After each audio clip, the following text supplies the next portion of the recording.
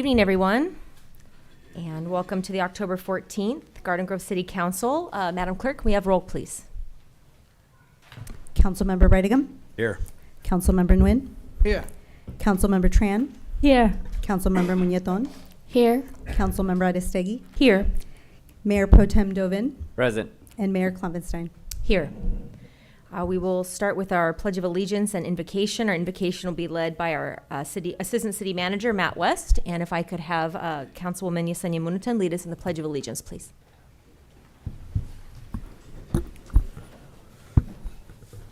All right, please prepare yourself according to your faith. Dear Lord, as we come together this evening, may we be united in our commitment to serve. Let us honor all who contribute to the fabric of our city, individuals, families, businesses, and organizations, each adding their unique voice to our shared community. And may we remain mindful of our duty to foster a city that uplifts, includes, and empowers every person who calls it home. We ask this in your name, amen. Please turn and face the back. Remove your caps. Ready? Begin. I pledge allegiance to the flag of the United States of America and to the republic for which it stands, one nation, under God, indivisible, with liberty and justice for all. Thank you.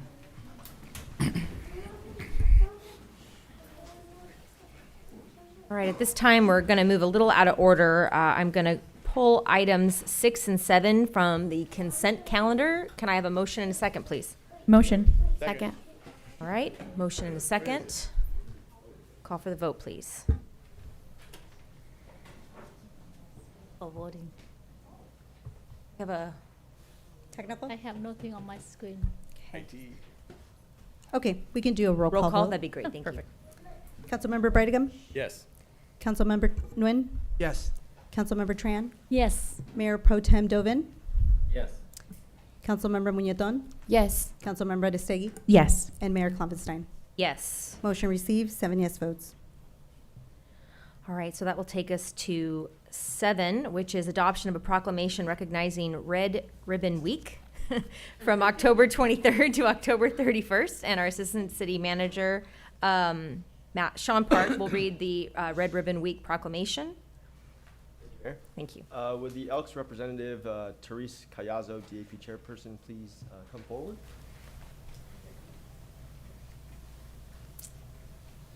Thank you.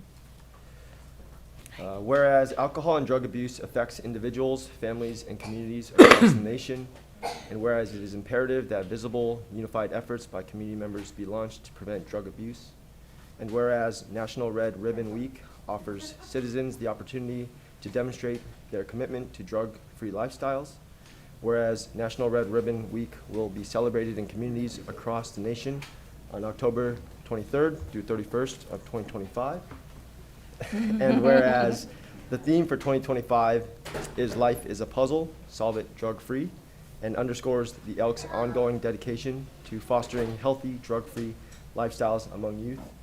And whereas the Garden Grove Elks has initiated DAP, a drug awareness program to promote drug abuse awareness and encourage schools, businesses, government, law enforcement, media, healthcare providers, religious institutions, and other community-based organizations to demonstrate their commitment to healthy, drug-free lifestyles by wearing red ribbons and participating in drug prevention activities. Now, therefore, the Garden Grove City Council does hereby proclaim October 23rd through the 31st of 2025 as Red Ribbon Week and encourages the community to participate in drug prevention education activities, not only during National Red Ribbon Week, but also throughout the year, making a visible statement that Garden Grove is strongly committed to a drug-free lifestyle. Thank you. Thank you. I'm clapping for you.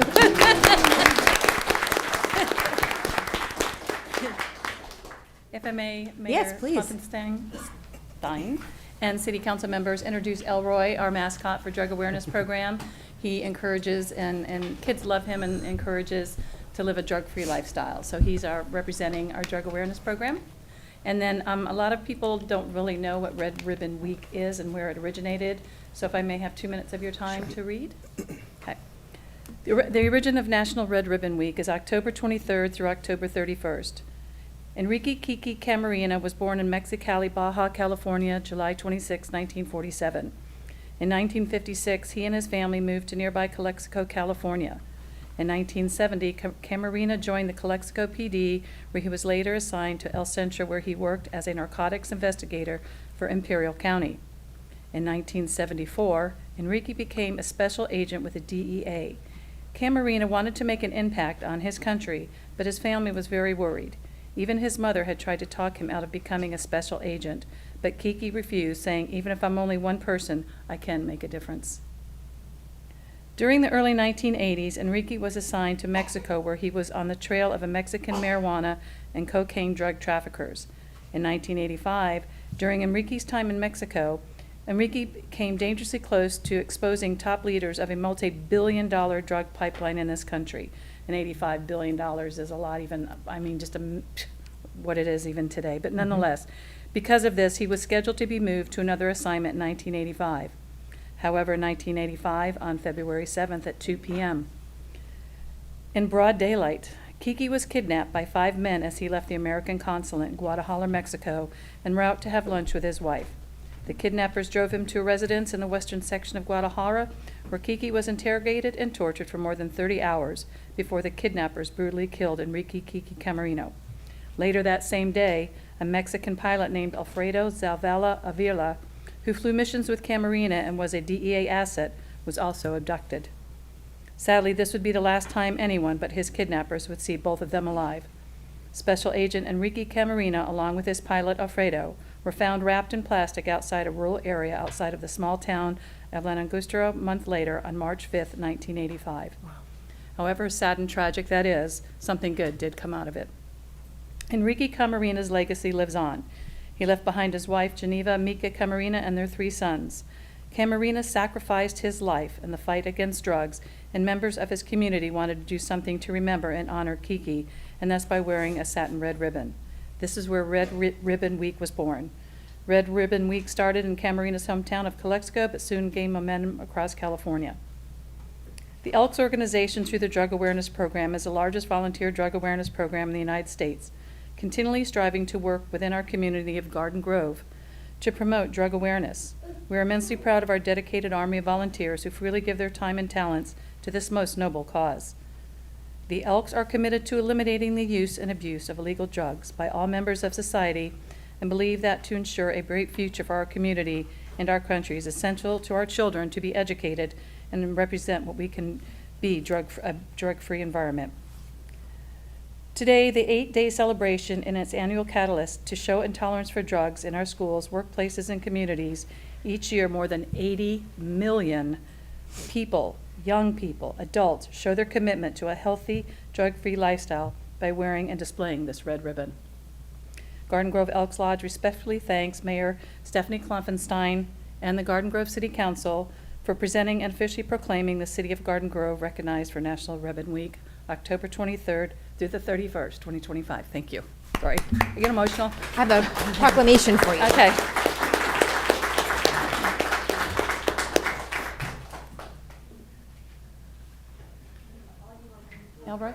Elroy?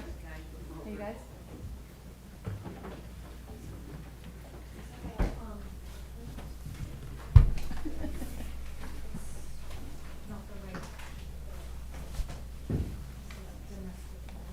Oh, is it not the red ribbon?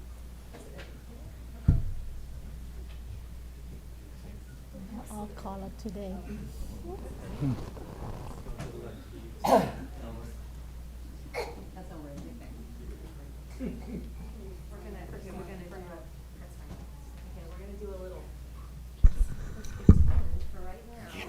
That I have your proclamation in my hand. And then we'll get the real one in a second.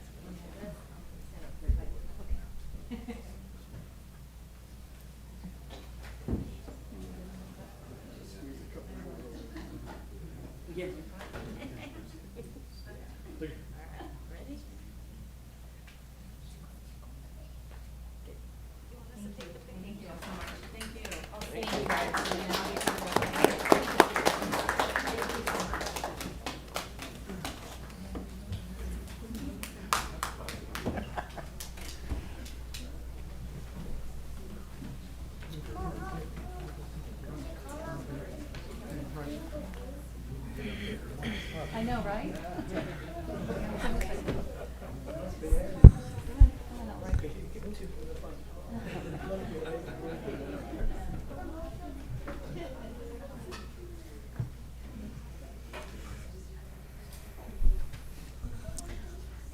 All right, we have another community spotlight this evening. We have several of them. And this one is a community spotlight in recognition of the 25th anniversary of the Magnolia Park Family Resource Center. And we just voted on a proclamation recognizing the Magnolia Park Family Resource Center on its 25th anniversary. And Assistant to our City Manager, Sean Park, has the staff report on that. Thank you, Mayor. This evening, the Garden Grove City Council is pleased to recognize and celebrate the 25th anniversary of the Magnolia Park Family Resource Center. Would Claudia Valdivia Alvarez, Senior Program Specialist, Vicky Casillas, Eligibility Technician, and the volunteers members of the Community Engagement Action Council please come forward?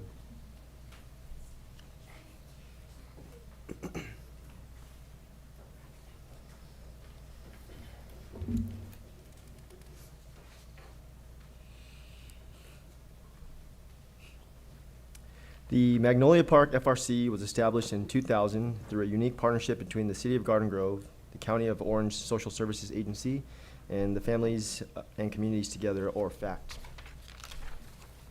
Since then, Magnolia Park FRC, located in Garden Grove's District 2, has been a trusted community hub for 25 years by supporting families, empowering youth, and building a more connected community.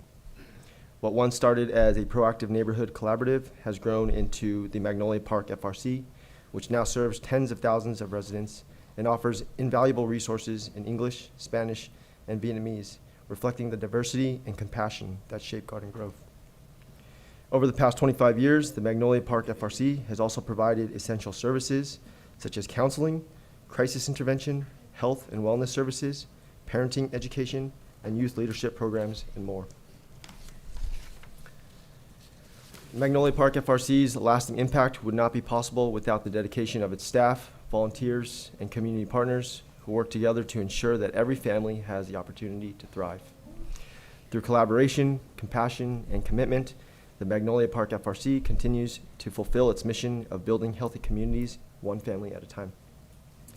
At this time, the Mayor and City Council would like to present the Magnolia Park FRC team with a proclamation honoring the milestone 25th anniversary of the Magnolia Park Family Resource Center as they celebrate a quarter century of dedicated service to the Garden Grove community.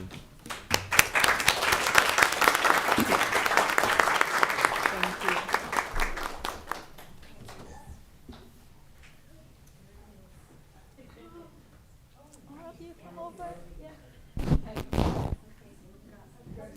Yes, come over, yeah. There you go.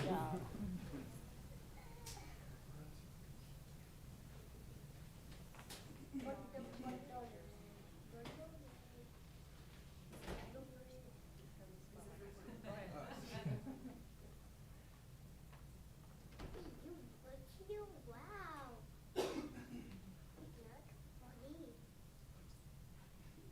One more.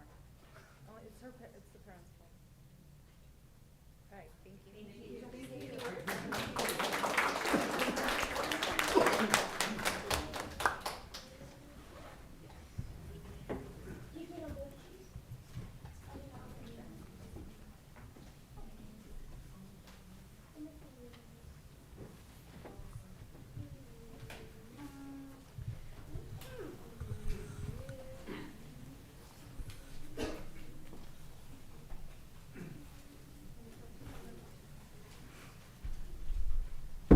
We're very fortunate to have quite a few community spotlights this evening. We have another one, a community spotlight in recognition of Thomas House Family Shelter, which has provided a safe, supportive environment for families experiencing homelessness and at-risk families for over 40 years.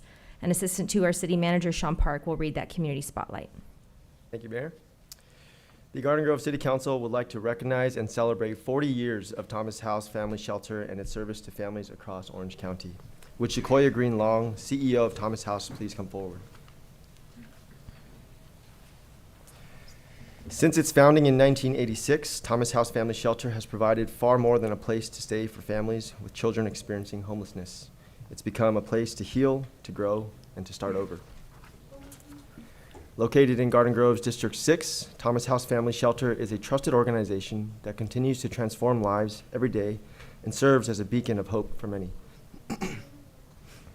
Through its two key programs, Transitional Shelter and Homeless Prevention, Thomas House Family Shelter delivers tailored services that help families overcome barriers, achieve long-term housing, and gain the confidence to be independent. From housing assistance and life skills training to education and supportive counseling, every program is designed to build a foundation of resilience and self-sufficiency. Over the years, Thomas House Family Shelter has expanded its reach and services to meet the growing needs of families in crisis. The organization also introduced career development, youth mentoring, and enrichment programs to help parents achieve financial independence and encourage children to break the cycle of poverty. For over 4 decades, Thomas House Family Shelter's mission has remained dedicated to guiding families toward a brighter, more secure future while strengthening the community through partnership, care, and opportunity. At this time, the Mayor and City Council would like to present Shakoya Green Long with the Crystal Award honoring 40 years of Thomas House Family Shelter's outstanding service and life-changing impact in Garden Grove and beyond. Thank you.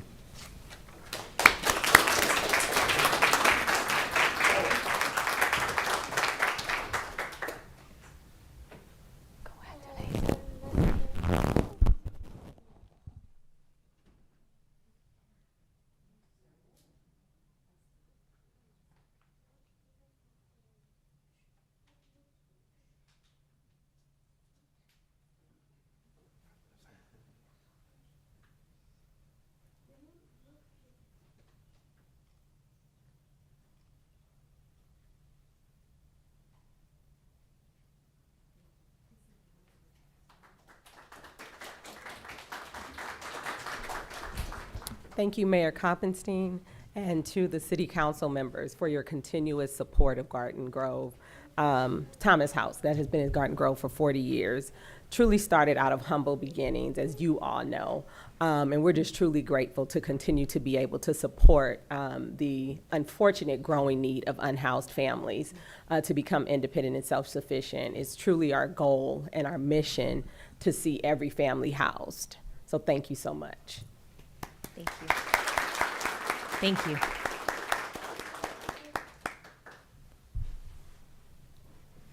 All right, that takes us on to another presentation. A community spotlight in recognition of the 2025 Foods of Garden Grove Live participating eateries. And assistant to our city manager, Sean Park, has that community spotlight as well. Thank you, Mayor. Last but certainly not least, the Garden Grove City Council takes great pleasure in recognizing the participating eateries of the 2025 Foods of Garden Grove Live event for making this year's edition a huge success. Foods of Garden Grove Live, the city's popular tasting event, returned to downtown Garden Grove this past September and brought together residents, visitors, and dozens of local eateries for an evening of international flavors, live music, and family fun at Village Green Park and the Garden Amp.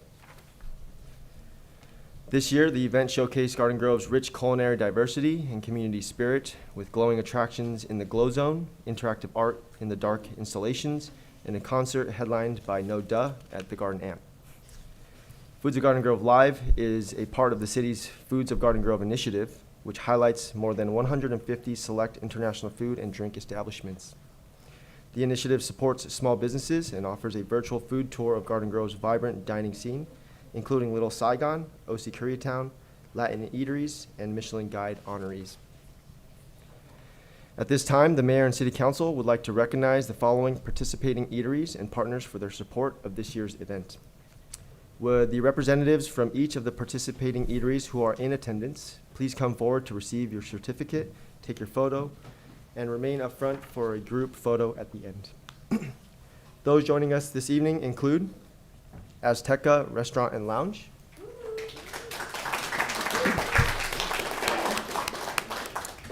Smoke Queen Barbecue,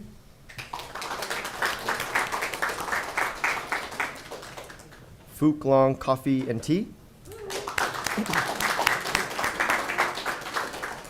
Sabroso Mexican Grill,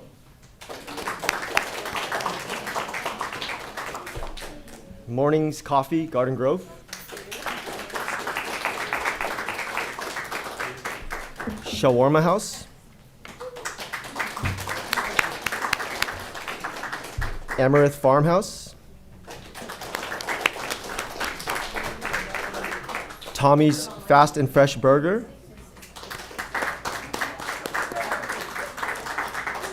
Kaju Soft Tofu Restaurant, The Smoking Ribs, Jerusalem Roastery, and Nova Kitchen and Bar.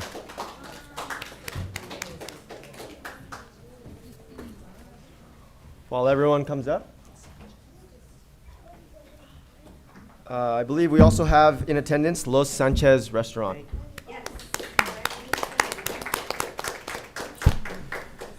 While everyone is coming up to the front, we have quite a big group. We would also like to acknowledge the eateries who could not join us this evening. Those include Apollo Burger, Barrio, Carolina's Italian Restaurant, Brothers Products, Chubby Tea Shop, Henry's Bar and Grill, Pho Red Bow, Bo No Nabe, Love Fish, Los Cotijas, and Claws and Cream. Everybody has a certificate? Okay, awesome. Squeeze in for a group photo here.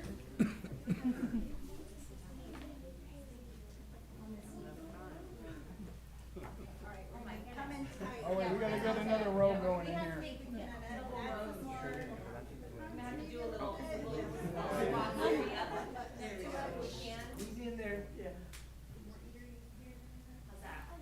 Probably come a little more towards the middle. Come more towards the middle.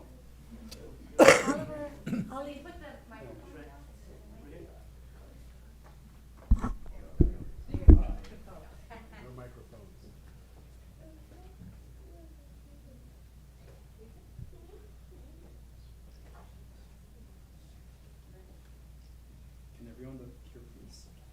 1, 2, 3. Thank you.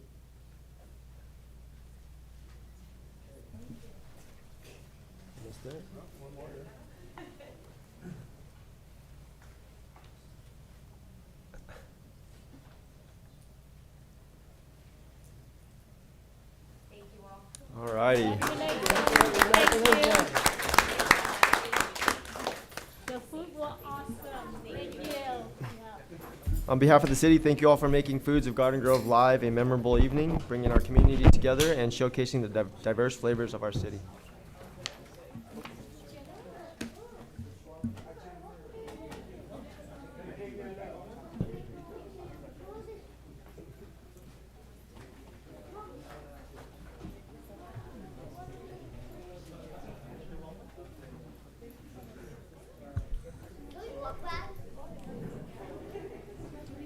No, you're more than welcome to go. Now the boring stuff starts, so you're more the real work, yeah.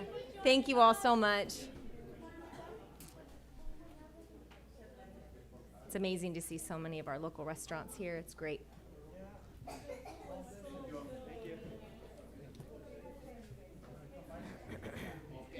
Thank you.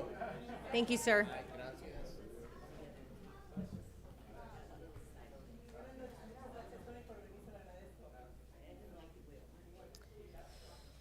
All right.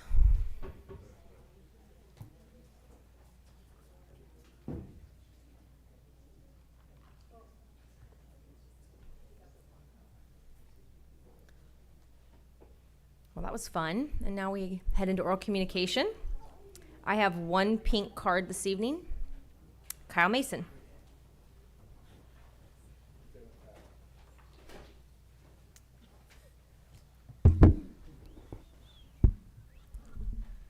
Well, good evening, everybody. I'm Kyle Mason. You guys have seen me before. I want to thank you for at least putting in a couple more police officers in our area. It's been a little bit more safer and a little bit more quieter. But we still have a lot of going on. I just showed George some pictures of a lady wearing pink handing supplies down into the riverbed again. There's a lot down there. You guys got to clean it up. I'd like to know if they're going to put the fence in and going across, and when is it going to be done? I mean, it's been a month and a half now. or so, and we haven't heard a word. But again, I appreciate very much you guys having the extra police officers. They've been doing good. Thank you. Thank you.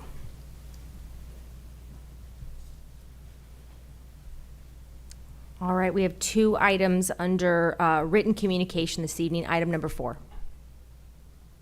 Item number 4 is the consideration of a request from King Shocks Technology, Inc. for temporary street closures to host the 3rd annual Christmas Toy Drive on Saturday, December 20th, 2025. And Deputy Community Services Director is here, Janet Pelayo is here to provide the report. Good evening, Mayor and City Council members. For the past 2 years, King Shocks Technology Incorporated has held a Christmas toy drive that has been a huge success. The events united the off-road, overland, and outdoor community together. With over 1,000 off-road builds on hand, 5,000 people in attendance, and more than 100 vendors. The events have collected many toys that are distributed to organizations in the community, including the Orange County Fire Authority and the Magnolia Park Family Resource Center. Additionally, King Shocks Technology has fulfilled all event permit requirements that included partnerships with a local nonprofit organization in good standing, insurance coverage, street closure approvals from the City Council, and reimbursement for all direct costs to provide city support. King Shocks Technology is requesting City Council approval for temporary closure of city streets for the 3rd annual Christmas Toy Drive on Saturday, December 20th. The event route has been reviewed by the Garden Grove Police Department Traffic Division, who has agreed to provide staff support for the closure of city streets during the event. The route would require street closures on Lamson Avenue between Knott Street and Monarch Street, on Edison Way between Lamson Avenue and Belgrave Avenue, on Industry Street between Lamson Avenue and Chapman Avenue, and on Belgrave Avenue between Industry Street and Knott Street. Partial street closures would begin on Friday, December 19 on Lamson Avenue, beginning at 8 p.m., and full street closures along the event route on Saturday, December 20th, from 6 a.m. to 5 p.m. Additionally, King Shocks has once again received approval from the Garden Grove Community Foundation to serve as a nonprofit organization to apply for the city's community event permit. Approval of the proposed 3rd annual Christmas Toy Drive will not have an impact on the city's general fund. King Shocks Technology will reimburse the city for all direct costs associated with police, public works, and other staff support required for this event. It is recommended that the City Council consider approval of this written request from King Shocks Technology. And that concludes my staff report. I'm available to answer any questions you may have. Thank you. Thank you for the report. Colleagues, any questions? Madam Mayor? Yes. Yeah, this event, I think this is gonna be the 3rd year, if I'm not mistaken. It's really gotten to be kind of a big deal.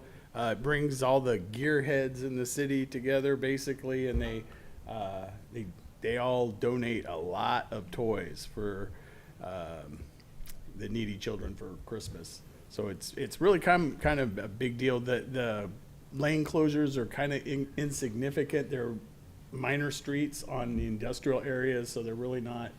And it's on the weekend, so the businesses are closed anyway. So with that being said, I'd be honored to make the motion. Happy to second, George. May I just say something really quick? I just want to kind of follow what Councilmember George Brigham just mentioned. I have been there every single time that they invite us, and it was just amazing to see how many toys and things that make the kids happy, and you see the community come together and just have a great time. And so, yes, of course, I support this, but just want to bring that up and say thank you for doing it for our community. That's We it. just like the burnouts. It is a really fun event. Yeah. Thank you. So we have a motion and a second? I have a Oh, yeah. Yes. Is this only for toys, or people can donate money and anything else? I believe they take donations, also monetary ones, but they promote it. If you bring a toy, you get entered into a raffle, and then they do these drawings throughout the event.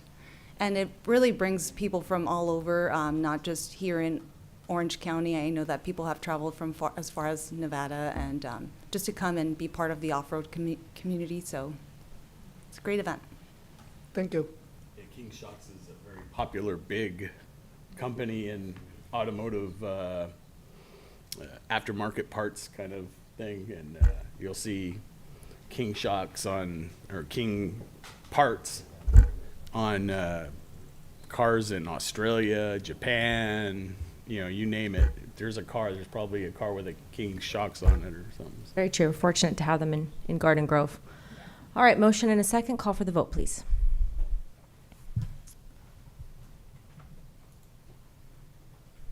Motion receives, 7 yes votes. Item number 5. Consideration of a request from LFA Group LLC to extend the operating hours and make an exemption to the city's noise ordinance on Wednesday, December 31st, 2025 at the Garden Amp. And Community Services Director John Montanches is here to provide the report. Good evening, Mayor and members of the City Council. This item is a request transmitted on behalf of LFA Group LLC, the production company that operates the Garden Amp located at the city's festival amphitheater.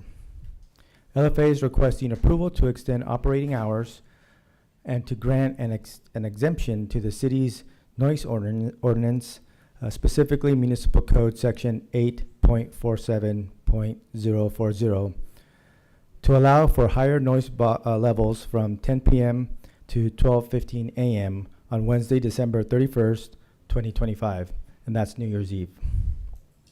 Since 2017, LFA has served as the city's production partner for the Festival Amphitheater. Under the current facility use agreement, the Garden Amp is permitted to operate and rent the facility until 10 p.m. In the past, the City Council has approved similar requests from LFA for their New Year's Eve celebrations, most recently in 2023 and 2024, to allow the venue to host the Midnight Countdown and celebrations welcoming the New Year. Staff received a written request from LFA seeking approval to extend operating hours for the Garden Amp on New Year's Eve, December 31st, 2025, again from 10 p.m. until 12:15 a.m. There is no financial impact to the city as a result of this request. It is recommended that the City Council consider and approve the written request from LFA to extend operating hours at the Garden Amp from 10 p.m. to 12:15 a.m. on Wednesday, December 31st, 2025, and grant an exemption to the Noise Ordinance Municipal Code Section 8.47.040 to allow higher noise levels during that period. That concludes my staff report.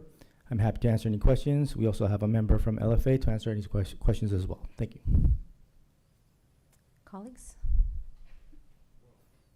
You can't really have a New Year's Eve party and have to close at 10. Kind of defeats the whole purpose, So when they do that countdown, it just doesn't ring the same when they have to do it at 10 instead of midnight, right? So I go ahead, I'll make the motion. All right, kind of kills the vibe, right? Yeah. All right, we have a motion and a second. Call for the vote, please.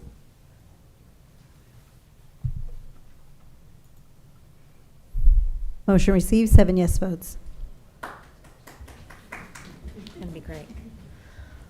All right, with that, we are going to, let's see, where are we going? Recess, and we have to conduct other legislative bodies. I apologize to the other pink card in the audience. We'd already moved past oral communication this evening, and so if you have any questions, this shouldn't be a very long meeting. We'll be happy to talk with you before we leave this evening, or you can email any of us. I apologize for that.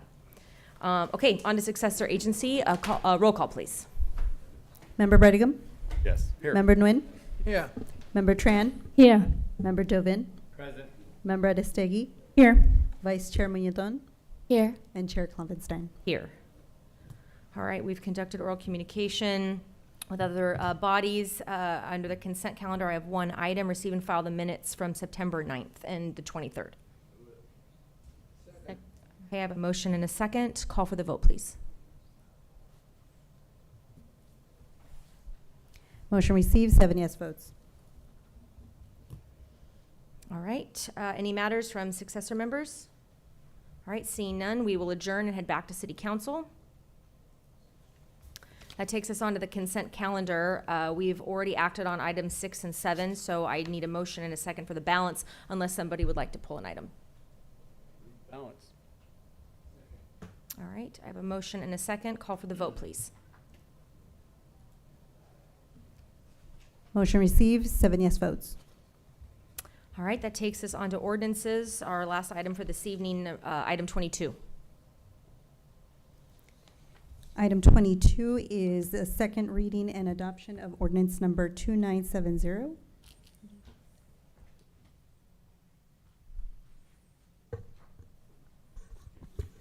Second reading and adoption of ordinance number 2970 entitled, "An Ordinance of the City Council of the City of Garden Grove amending provisions of the Land Use Code relating to substance abuse treatment centers."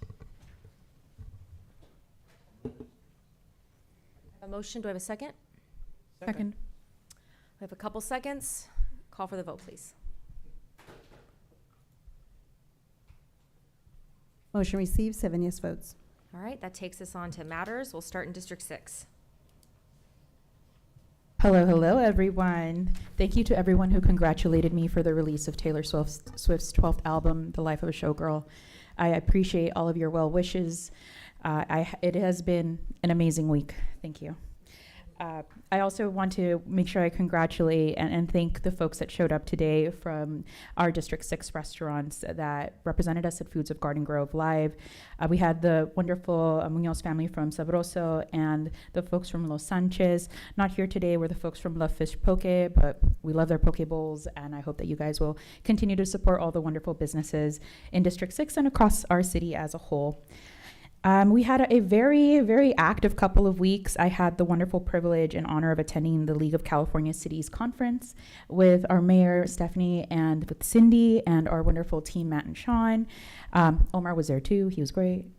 We had the opportunity to present on some amazing things for our city, and I had the privilege of being sworn into the Orange County Division Board for the League of California Cities, representing District 2, which encompasses like our central Orange County cities. And these groups that we have the honor and the privilege of being able to be a part of as members of these bodies, they serve very important functions for us as a municipality. They are groups that advocate for the needs and the wants of our small cities. And so it's very important for a city like Garden Grove to have representation on these boards. And I'm honored to be able to be that voice for our city within that body. I also have some updates from the Orange County Mosquito and Vector Control District Board. It is a mouthful, it is. But the most kind of above the surface reminder is that it did just rain today. So make sure to be on the lookout for any standing water around your property. That is the easiest way to help us prevent the spread of mosquitoes and West Nile virus. There's also going to be some more scheduled spraying that's going to be taking place in Garden Grove in the northern portion of what is the District 2 area. And our neighboring cities of Stanton and Anaheim. These are all part of scheduled sprays to help us get those adult mosquito populations. But it is really urgent, guys, that if you see any standing water around your property, to make sure to get rid of it, because we have had some positive incidents of West Nile within our city, and that is by way of the mosquitoes that get trapped in the vector control traps. They set up little different types of traps around the city, and they test those mosquitoes and they let us know if West Nile is detected in any of them. And that gives us an idea of the areas that we need to target to make sure that we prevent the spread of this disease. So make sure that you guys tackle those standing water sources as much as possible. Some fun upcoming community events that we have to look forward to in District 6 also include the Noche de Altares, the altar night at Christ Cathedral, which is also my local parish. I'm very excited about it. It's going to be on the 25th of October at 5:30 p.m. And there is going to be food and music, celebrations, opportunities to have an altar there. So I highly recommend that if you, even if you're not a member of that parish, it's a wonderful event in honor of this lovely tradition that we have in the Hispanic community. So go and check it out. It's going to be a lot of fun. We also have another local organization that's hosting a Hispanic heritage event happening here at Steelcraft on November 2nd. So be on the lookout for more information with regards to that event and opportunities to participate there. It's going to be a local small Garden Grove celebration, again, honoring the traditions and music, food, our local artisans. So come and join us. Whew, a lot of fun stuff.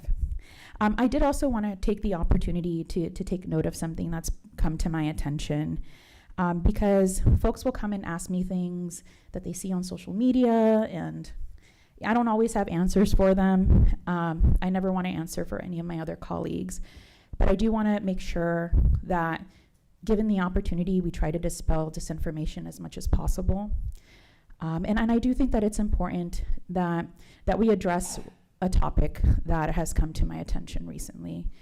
And that is comments that have been made with regards to some of our city employees and whether we as members of the city council have the authority to fire them. And the fact of the matter, guys, is we as members of the city council, whether it's the mayor, mayor pro tem, any individual member of our city council does not have the authority individually to fire any member of our city staff, whether it's a volunteer, an intern, a department head. We cannot individually call for their firing. So I want to make sure that there's no misunderstanding as to what the limits and the extents of our powers are. We are here as a council because we have to make decisions collectively as a body, and that's why we require majority votes for any policies that we put forward. And according to our city code, if you guys take a look at it, there are really only 2 people within our city organization that we actually have the authority to really bring before for consideration. That's our city attorney and our city manager. For everyone else, we have a human relations professional and an HR department that goes through all of those things. None of us can ask for any member of our city staff to be fired and have that go through. So I just want to make sure that we clarify that, and I hope that we all here on the dais understand that. And if you have any questions, you can always reach out to our wonderful city attorney, our wonderful city management, and they can clarify any of those questions. But I think it's important that in order for us to continue operating and have the public trust, that we're very careful about not creating a difficult environment for our employees or an environment of confusion with our residents. So I'm sure that we're all going to move forward with the adequate discretion. Thank you.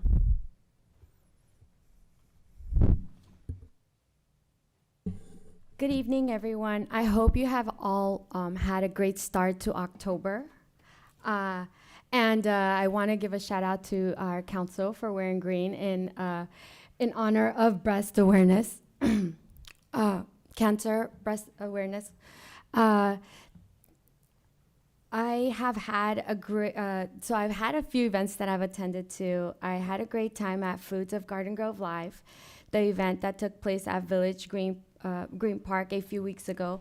The food was amazing, and it was especially nice to see many District 5 eateries represented. From the live music to the glow-themed activities, it was a fun and vibrant evening that really highlighted the diversity and flavor of our city. It was a great reminder of how special our local businesses are and how events like this bring our community together. So thank you to all who organized. I know there was a lot of our staff members that were out there enjoying themselves as well as making sure everything was running smoothly. So thank you all for your time and dedication. I also I had the privilege of kickstarting the fall season by attending the Mid-Autumn Festival at Stanley Elementary School with my family. It was such a fun and meaningful event with the help of Garden Grove High School Vietnamese Students Association, who brought incredible dragon dancers and helped run games for the kids. The school was able to put a celebration that really brought the community together. It was great to see families enjoy the evening and celebrating such an important cultural tradition right here in our city. This past weekend, I also recently attended the Boys and Girls Club of Garden Grove Toasting Great Futures event, which raised important funds to support the incredible work they do for our youth. One of the highlights for me was hearing a heartfelt testimonial from a staff member who shared how much the club meant to her growing up, and now she comes full circle to work with an organization. It was a powerful reminder of the long-term impact that the club has in our community. And as a former staff member myself, it was especially meaningful to see that legacy of service and support continued. Lastly, I have a matter I would like to bring forth to this council. I would like to recognize November as Native American Heritage Month. In reviewing the list of past proclamations provided by staff, I noticed that the last time we formally organized this was in October of 2021. Given that yesterday was Indigenous People Day, I feel especially fitting and timely. It is important that we continue to honor the history and the culture and the contributions of Native American communities. With that said, I'd like to request that we bring forward a proclamation for the November 12th meeting, and I would like to ask for a second. Love to second. But would you rather have it reoccur like every year, October-ish, because that's when the Indigenous actual day is, or do you want to do it in November? I believe it was it's for November? Do you want to do it in November this year? Yeah, yeah. Have it reoccur every year after that in November, or do you, in October? Yeah, that would be great. Definitely. Thank you. Yeah. I'm thinking October might be more appropriate since that's when the Indigenous People Day lands, right, in October? I mean, We can figure out the calendarizing. Want to bring it back for action? Yes. Oh, awesome. So that's a motion Yeah. and a second for that. Call for the vote, please. Councilmember Brightigam. Yes. Councilmember Nguyen. Yes. Councilmember Tran. Yes. Mayor Pro Tem Dovin. I'd like to entertain an alternative motion. Can we get one? Do I need, how would I go? You gotta make it. Tell us what you want. Okay. I'm not opposed to recognizing the Native American Month or Indigenous Day. In fact, I was going to speak to it, but I have a little bit of a different proposal. And if the mayor and the council want to consider it, it's up to you guys. And I've espoused this position before, and that is to split the day in two. I want recognition for Indigenous Day starting at midnight to noon of the day that is now known as Columbus Day. It's just recognized by the Trump administration to restore this Monday, past Monday, as Columbus Day.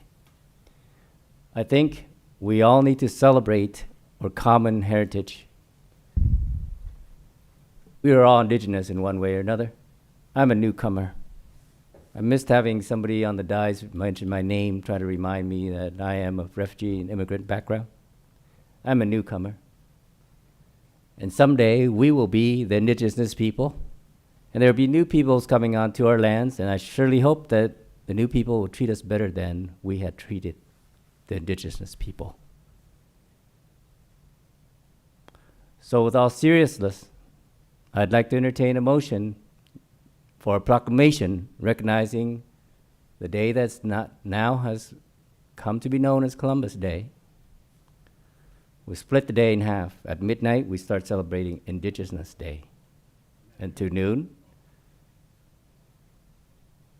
at noon, we begin to celebrate Columbus Day until midnight of the same day. And I hope this becomes a movement, and we'll split it nationally. But let's start with Garden Grove. There's room enough for everybody. We don't need to take sides. I'm tired of having to take sides, pushing back and forth. Immigrants versus refugees versus non-immigrants versus illegal immigrants versus immigration enforcement. I'm tired of it. There's room for everybody. Yes, we can celebrate both Indigenous Day and Columbus Day. I congratulate Italian Americans on the re-recognition of Columbus Day. Can we all celebrate that? But I'm also calling out the history of colonization. It's evil. And I said we are all indigenous in one way or another. And certainly new people coming onto our land should treat us better than how we had treated the Native Americans, the indigenous on this continent. So that's my substitute motion. And I want a proclamation that will split the day. I'm not opposed to my council members and mayor, Yesenia and Ariana and everyone who seconded the motion. I'm just calling for a substitute motion. You can second me, you can turn me down, doesn't matter. I've stated it officially on the record. We can celebrate everybody. Let's split the day. Midnight to noon. The indigenous people came onto these lands first. They were here first. We'll celebrate half of the day, 12 hours, as Indigenous Day. And from noon to midnight, we celebrate Columbus Day. Thank you. Yeah, and Joe, I totally agree with you. I think there's room for both. However, I don't think this is a substitute motion because hers was for the month, had nothing to do with the actual day. She was trying to make November Indigenous People Month. And so I don't think, and it's not even in the same month, so I think it's kind of not even a substitute motion, but I do support you. I think there's plenty of room. I know the Italian American people were a little That's chafed fine. when they got rid That's of fine. Columbus Day. And I withdraw it as a substitute motion. We can go ahead and vote on the month. And if it's recurring, bring it back in October. I'm fine with that. I will vote on that and for that. And I will make a new motion when it's my time. yes, So you're withdrawing your substitute at this time. We're going to vote on the Native American for November. Right. Okay, we're going to go back to the original. Is that, are you comfortable with that? I am, thank Okay. you. All right, so we had a motion and a second, and I think we were in the process of voting on that, okay? Correct. So, Mayor Pro Tem Dovin, your vote? Are we in a roll call vote? Yes. You were the following vote before. Thank you, yes. Yes. Councilmember Muñetón? Yes. Councilmember Aristegui? Absolutely. And Mayor Klopfenstein? Yes. Motion received, 7 yes votes. Okay. Councilwoman, did you have more to discuss under matters? No, that is all for me. Thank you. Okay, thank you. Mayor Pro Tem. Congratulations to everybody who receives the Spotlight Award tonight. It is my favorite part of the council meeting. The second favorite is oral communications, as I've always stated, and I missed having my name mentioned tonight. I welcome it. In fact, next time I will rebut it. That's what I'm here for, a civil discourse. Civil dialogue. And I already stated a motion which I miscommunicated as a substitute motion. I withdraw that, and I meant the first part starting midnight to noon as Indigenous Day. And the second part of that day, from noon to midnight, we celebrated here in Garden Grove as Columbus Day. On the occasion that Columbus Day and Indigenous Day occur simultaneously. That's my motion for a resolution here in Garden Grove, and we can vote for it, and we can bring it back every year as a recurring resolution. yeah, I'll give that a second. Thank you, sir. Yeah. But do we need to split it in half like that? Can we just make both that day for both? Recognize both. And just do it, I mean, instead of trying to split it by, okay, these 12 hours and these 12, can't we just say the day is both Indigenous and Columbus Day, and we can celebrate our entirety of our community? Thank you, George. I think that is a good idea, but I'd like to maintain it as both. Yes.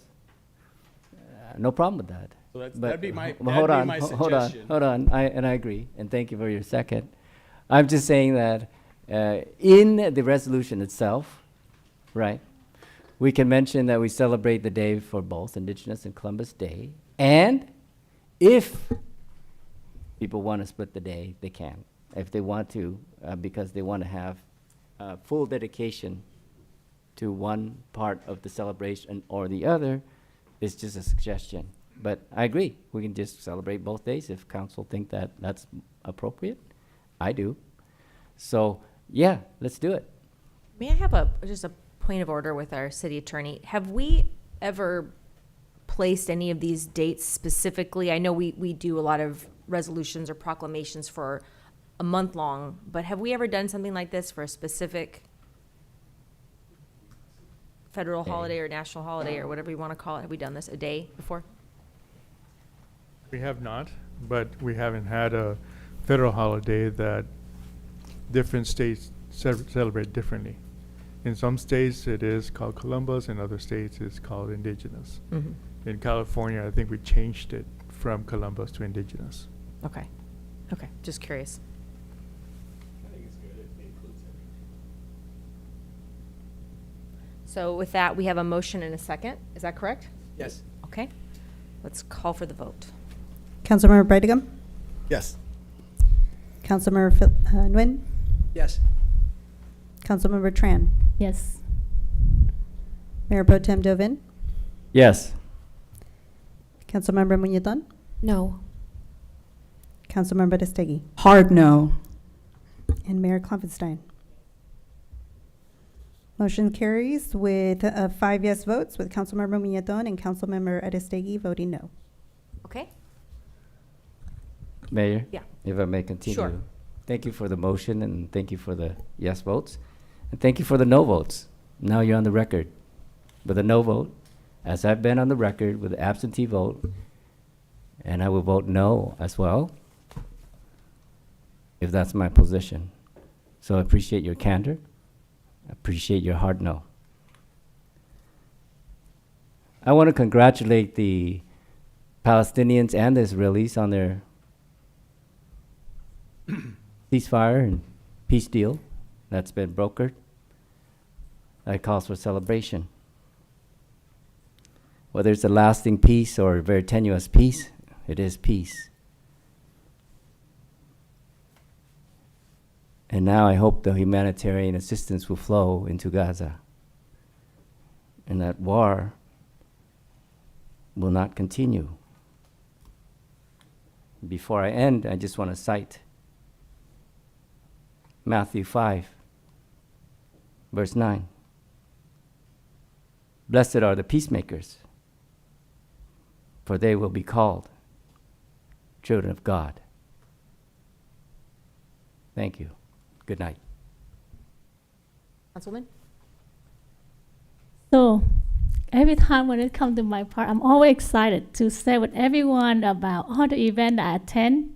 But before I start, Councilmember Yesenia already mentioned about the pink hat and pink clothes that we wear today. That's because October is Breast Cancer Awareness, and that's why we are wearing pink. Okay, so I got to attend many events, and I'm just going to highlight a couple of them. First, this one is for the high school student. I went to Bosak Grande Multicultural Night and Garden Grove Moon Festival. It was amazing seeing the students performing. And for some of you, if you ever have time, just check the school. And I think probably Mayor already went because your daughter is there and performed several times. But I post some update performance online. It's just great performance, and just make my heart like smile and happy just to see them performing. Next, I want to talk about a couple of the event in the city. Our congratulations to R7 Beauty College. They have been in our city for 16 years, and so they just have the grand opening again for the school. for this school, they also have English speaking, Korean, and also Vietnamese teacher. So that's just for the student who would be interested in learning how to make people become beautiful. Then please contact the school. I attended Silver Spoon Award. Congratulations to all the award winner. It was very variety, like many different non-profit group, also including our Teen Action. One of the Teen Action was there and received the award. So congratulations to all the award winner. Next is the OC Orange County Fire Authority Open House. This was another great event where little kids just come and check out the fire truck and get to see where the fire men living and where they cook and they exercise. It was just so great to see them walking and smiling and talking and just having their hat on and being happy about that. I went to the Cal City event, and council member Ariana already mentioned about that. I just want to mention a couple of things. When we go to event like this, it takes a couple of days. And so for me, I reach out to other council members to see how they handle different things in that city. And one of the council member, this one from Newport Beach, and we were talking about how they handle the homeless issue, and they were just saying how they have their whole entire city, the churches, support, and so the homeless people have to report, and they make that happen right in the parking and different things. That anytime if the homeless do not follow the rule, they actually get to ship out the city, which is that's as an example. You get to see how other people doing things and just learn from that or just sharing. And so kudos to our mayor and our staff for the homeless, the navigation center panel. It was great. So our mayor was the moderator, and we have our staff, Usala and Westminster and Fountain Valley was there, and there was a lot of people in the audience. They were so excited to learn about what did we do to make that happen, and they want to learn from us. So there was many people talking to us at the end. So great job from our staff and our mayor. Couple of things that this is from the resident, so I have to address this. First one is about the coyote. I actually one was in my backyard and tried to get the cat. And then last night, my neighbor saw 3 of them roaming on the street. So this is something really serious. I talked to our staff, what can we do as a resident? So a couple of things that I want our residents to pay attention to. Don't leave food outside, food, and drink, and that's why to attract them. And also, when you see them, don't run away. Try to scare them.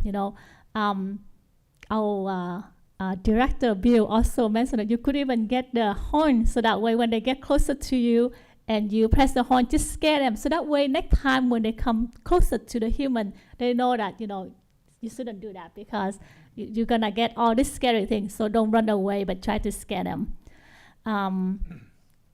Next is a couple people reached out to me about the pickleball. They want to have our tennis court to have different have the pickleball court on top of the tennis court. So I just want to bring it up here. Our staff looking into it, and we will have some kind of progress in that area. Last but not least, we are planning for Community Cleanup Day on October 25th from 9 to 11 a.m. It's gonna be at Gilbert and Chapman location. I do that with Council Member Philip Nguyen here because that's between District 3 and District 2. So I would like to invite any resident out there, parents, students, come and join us. It's gonna be an easy walk. Just from corner of Gilbert, go down to Brockhurst, a quick exercise if you see trash, put in the bag, and then come back. So just to make it a fun day, I was able to get a couple business there to donate food and goodie bag. So there will be, I just want to say thanks to Tân Hoàng Hương for donating the sandwiches, Tommy Burger for cover meal for our policemen. They're gonna be there to be part of the event. And also Southland for donating drink and goodie bag for you to take home. And I just heard from the group that our mayor gonna donate the water for the walker too. So thank you, Mayor. Also, the event is supported by Kiwanis Club, Neighborhood Association, Women Club, yeah, of course, Chamber of Commerce, and Public Works for bringing the bin, and the Republic Service, they're gonna donate the mask, the glove, the grabber, and the bag, and all that. So it's gonna be a fun day, so come and join us. And last time if you walk with us, you remember how much food you get? So this time it's gonna be similar. Not just that, you're gonna have fun talking to the people around there too. Also, I want to say thanks to Lisa for providing the phone number, the contact of the business around there. So I was able to call a couple places, and they are excited about it. They said, send the flyer, they're gonna tell the employee and they tell the business around there to join us or just clean up their area the same day. So hopefully at the end it's gonna be a clean place and address some of the issue or the problem that we have in that corner. Like I said, the police is gonna be part of that walk too. That's it for me. Thank you. Thank you, Cindy. Tonight, I'm so glad that we are able to recognize so many community spotlight and adopt many proclamation recognize, especially the Magnolia Park Families Resort Centers and the Red Ribbon Week. Also, it's very important is the October for the breast cancer awareness. On last Friday, October 3rd, I was have the honor to join with Madam Mayor Klopfenstein. We participate on the Korean American Senior of Orange County. I would like to mention a few things that they accomplished. They are a nonprofit organization. They focus on providing social support, welfare services, education classes, and many other events. The event was so robust. I'm so proud of their community and admire and respect the spirit of the solidarity of the Korean American community there. That's it for me today. Thank you. Excuse me. Sure, turn on the mic and cough. Good. Anyway, so again, we talked, was it 2 nights ago? The John Reynolds Youth Support Canine Association, amongst many other activities that day. Stephanie and I were at a lot of them. Had their fundraiser. It was casino night right across the hall over here. Really neat event. And I broke the jinx. I actually won something in the raffle. Hey. I got an air fryer. So I'm going to start eating healthier, I guess.